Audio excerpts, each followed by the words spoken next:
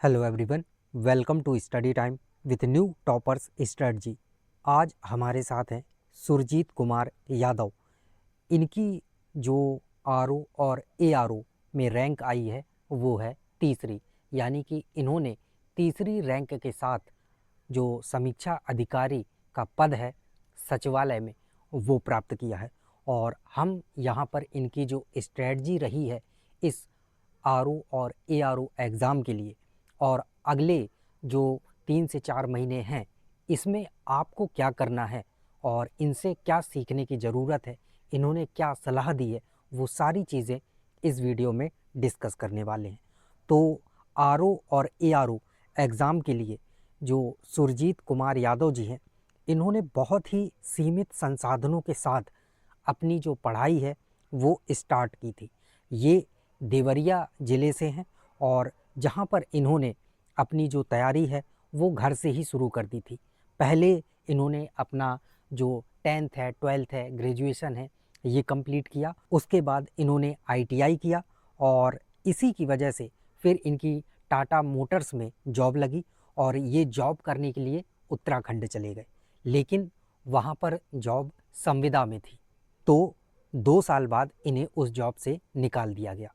हालांकि इनका मन पहले से तैयारी करने का था, वो सारी चीज़ें इन्हें पता थी और जब इन्हें जॉब से निकाल दिया गया तो ये घर वापस आए और फिर लग गए तैयारी में और घर से ही सेल्फ स्टडी के माध्यम से ही इन्होंने अपनी जो तैयारी है वो शुरू कर दी। और कुछ दिनों बाद इन्हें न्यूज़पेपर में एक आर्टिकल दिखता है, न्यूज़ दिखती है, जिसमें भागीदारी करके जो एक इनिशिएटिव था वो चल रहा था, जिसमें इन्हें पता चलता है कि अगर इसमें आपने अच्छे नंबर लाए तो 6 महीने फ्री में स्टडी करने का जो मौका है और वहाँ पर जो गाइडेंस है वहाँ पर रहकर सारी चीज़ें मिलेगी और ये सब होगा फ्री में। तो उन्होंने इसको दिया और उसमें अच्छे नंबर आए, इनका सिलेक्शन भी उसमें हो गया और फिर वहीं से इन्हें जो गाइडेंस है वो मिला। वहाँ पर लोगों से मुलाकात हुई, जानकारी मिली और किताबों के बारे में जानकारी मिली। तो ये सारी चीज़ें इन्हें बेसिकली जो कहें कि शुरुआती चीज़ें थी, सब कुछ वहाँ से इन्हें जो गाइडेंस वगैरह है वो मिला। और ये कहें कि अच्छे से तैयारी 2016 से ही इनकी फिर शुरू हुई। 2016 में इन्होंने आरओ और एआरओ वाला फॉर्म फिल किया और जो री एग्ज़ाम हुआ 2020 में तब इन्होंने मेंस दिया था, लेकिन इनका उसमें सिलेक्शन नहीं हुआ था।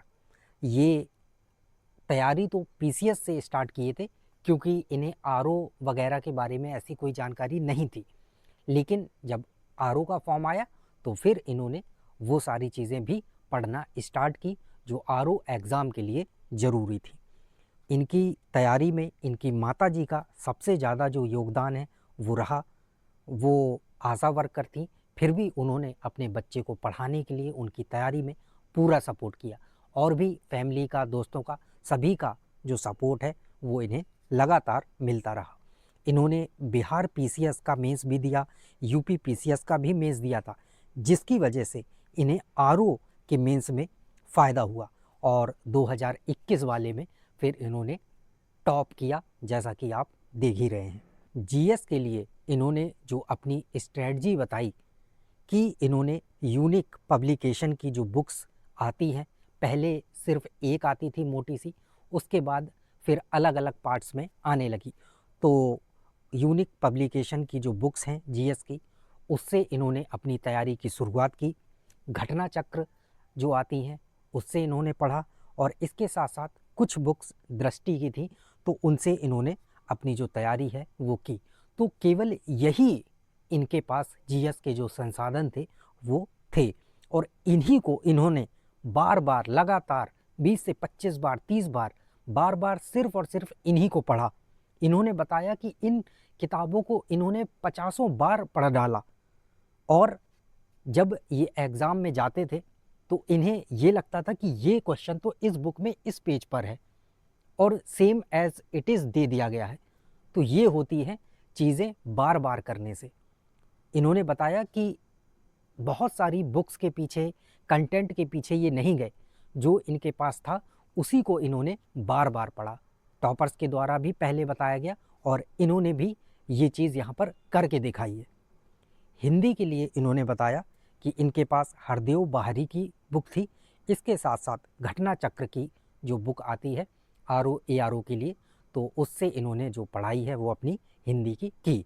और एग्ज़ाम टाइम करके एक पतली सी किताब आती है अजय कुमार सर की, तो जो कि RO स्पेशल होती है, तो उससे इन्होंने अपनी जो हिंदी है, कुल मिला के इन 3 किताबों से अपनी जो हिंदी है वो तैयार की।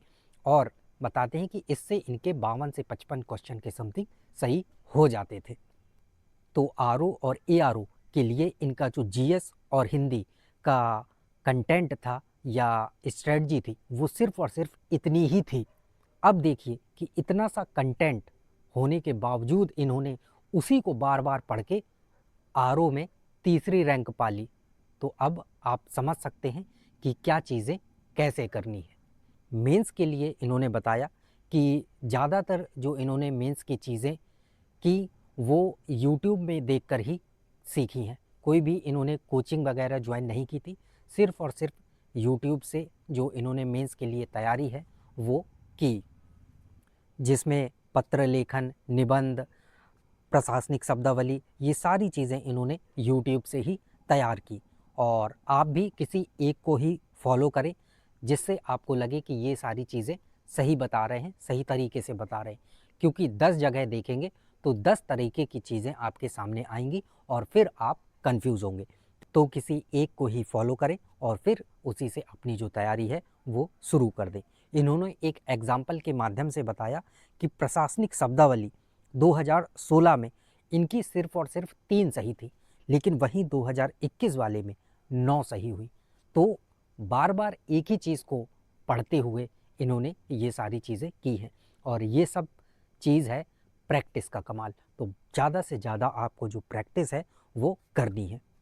और आगे आने वाले एग्ज़ाम के लिए इन्होंने जो विद्यार्थियों को सलाह दी है वो बोला है कि लक्ष्य के प्रति समर्पित रहिए, बुक्स को अपनी प्रेमिका बना लीजिए, लेखन शैली पर ज़्यादा ध्यान दीजिए, क्योंकि आपका जो प्री है वो तो क्वालिफाई हो जाएगा, लेकिन मेंस सिर्फ और सिर्फ लिखने से होगा। तो डीपली जो नॉलेज है वो रखें। प्री ज़्यादा कठिन होता है तो अभी आपको प्री पर ही ज़्यादा ध्यान देना है, क्योंकि अगर प्री नहीं क्वालिफाई हुआ तो फिर मेंस आप कैसे लिख पाएंगे। बट मेंस से भी आपको परिचित रहना है। ऐसा ना हो कि प्री क्वालिफाई हो गया, अब मेंस के लिए आपको कुछ पता ही नहीं है कि क्या चीज़ें आनी हैं, कैसी होती हैं। तो आपको उनसे भी भली भांति परिचित रहना है। हफ्ते में एक निबंध लिख लीजिए अगर आपके पास टाइम है। आप पत्रों को देख लीजिए, उनके जो तरीके हैं उनको समझ लीजिए कि ये चीज़ें ऐसे होती हैं, ताकि जब आपका प्री एग्ज़ाम क्लियर हो जाए तो फिर आप मेंस में अच्छे से लग सके, चीज़ें आपको पता रहें। हिंदी के लिए डेली आप एक टॉपिक कवर करते जाएं। 6 टॉपिक आते हैं और मेंस में 5। तो आप अभी प्री की तैयारी कर रहे हैं तो डेली एक टॉपिक को आप एक एक करके कवर करते जाएं। रूटीन बना लें कि हर दिन एक टॉपिक पढ़ते चले जाना है और ऐसे करके अभी आपके पास जो समय है उसका सदुपयोग करते रहें। जीएस पर आपको ज़्यादा फोकस करना है, क्योंकि मेंस में भी 120 नंबर का जीएस आपसे पूछा जाता है। तो अगर मेंस की बात की जाए तो 120 का जीएस और 60 का जो ऑप्शनल हिंदी है वो तो आता ही है, यानी कि 180 नंबर तो आपके वैसे भी तैयार हो ही रहे हैं। तो इन चीज़ों का ध्यान दें। आप अभी मेंस पर इतना फोकस ना करके प्री पर पूरा जो फोकस है वो रखने की सोचें। तो ये थी सुरजीत कुमार यादव जी की स्ट्रेटजी। तो मिलते हैं न्यू टॉपर्स स्ट्रेटजी के साथ, तब तक के लिए जय हिंद।